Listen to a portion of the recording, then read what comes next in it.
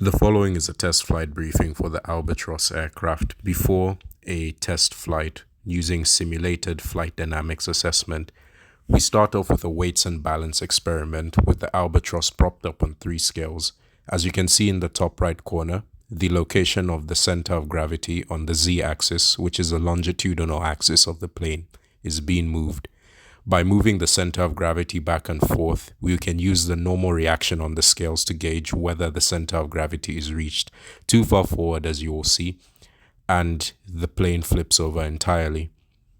However, once the center of gravity has been reached, which for this case is minus 0.01 meters, which in physical terms is 1 centimeters ahead of the origin, all 3 scales read 23 newtons, which confirms that the mass is being distributed equally across the 3 wheels, thus confirming that the center of gravity can be found using the normal reactions.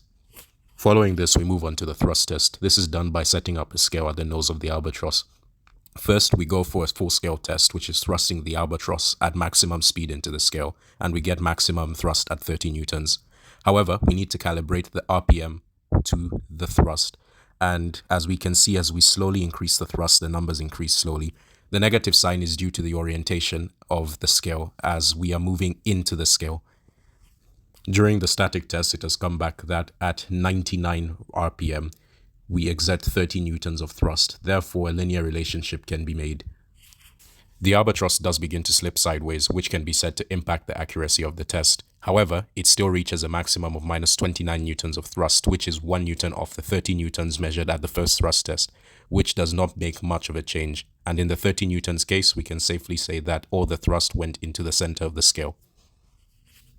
A second run-through has been done of the test just to get multiple readings, and for this one, you can see that the readings are more stable as the Albatros thrusts more evenly into the center of the scale. Following this, a static control test is done to make sure that the aircraft responds correctly to the inputted controls. We're using an Xbox 360 controllers to input here. The wind speed, direction, and elevation can all be changed, and as can be seen here, as any one of these factors is changed, the reaction on the wings changes. That is the amount of lift generated or the drag that is experienced by the aircraft. At the bottom right of the screen is the input mixing matrix, which will be used to determine how the controls behave. Here I am flicking the controls randomly to see how they respond to my inputs. You can see as I move the controllers, you can see the flaps or elevators move. As I change any one of the numbers on the input mixing matrix, it changes the behavior. As you can see, I've changed -1 to 1 here, and both inputs move in the same direction, whereas I change one sign to negative, they now move in opposite directions. The expected behaviors are that when rolling left, force on the left will be downwards while force on the right upwards, and vice versa. When pitching upwards, force on the tailplane will face downwards whilst force at the front will go upwards, and vice versa. Determining the correct configuration of the mixing matrix is important as it determines the control the pilot will have over the test flight.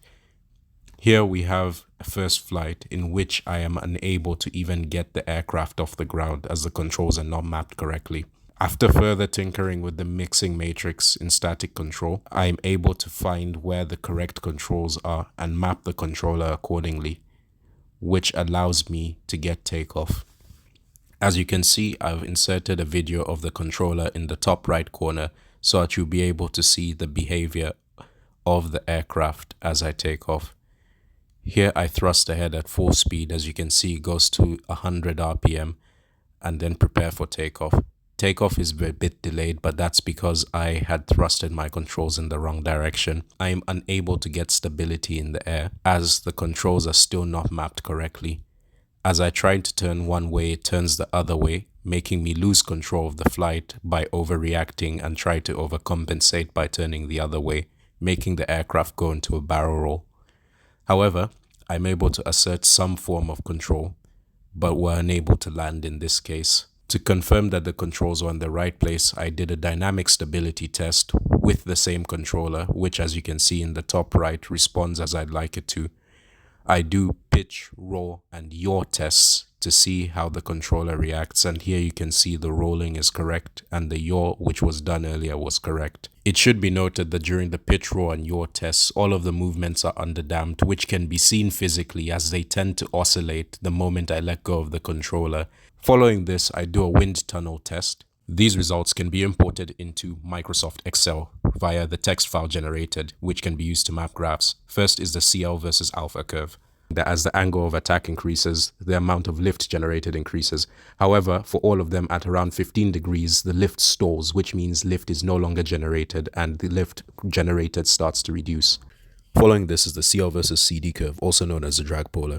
Here we can see that after 0.15, all the values seem to flatline. This is because the aircraft has stalled. Next is the coefficient of lift against the coefficient of moment, which is important for knowing how the airplane will respond as we change elevator deflection. Finally, CL against CM for different positions of the CG. This will show us how responsive the aircraft will be, i.e. how maneuverable to be at different CG positions. We can see here that Z equals minus 0.1, the aircraft will be resistant to pitching, i.e. it is more stable, where Z equals 0.1, which is further forward, the aircraft will be more responsive to pitching. In summary, my suggestions to the pilot would be to keep the albatross's CG between 0.05 and minus 0.05 meters, with my personal suggestion being minus 0.01 meters. Secondly, during the takeoff phase, start the albatross at 100% thrust. As seen with one of the earlier tests, starting it slow will only take it off the runway and onto the grass. The rest of the video needed to successfully pilot the albatross will be in the video following this.